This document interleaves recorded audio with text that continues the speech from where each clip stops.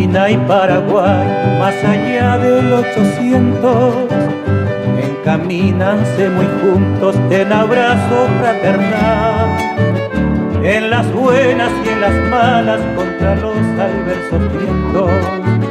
Han luchado siempre unidos por idéntico ideal.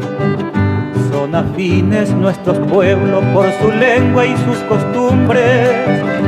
En la vida indiferente han nacido el mismo mes, bajo el sol esplendoroso de aquel mayo cuya lumbre va guiando la alborada fraternal de amor y fe. La invasión a Buenos Aires no les pasó indiferente a los yegros y cabañas y sus huestes guaraní. Como un solo hombre acudieron con firmeza diligente, defendiendo a su hermano argentino hasta el fin.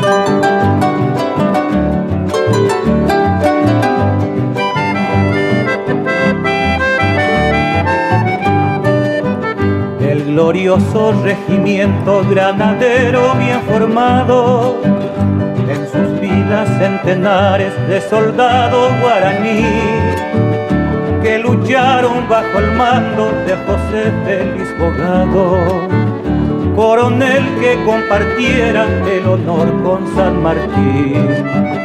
Fue también un gran amigo de todos los argentinos, Francisco Solano López, el heroico mariscal, que en histórica embajada conquistara otro destino, a la patria ensangrentada en lucha estéril fatal.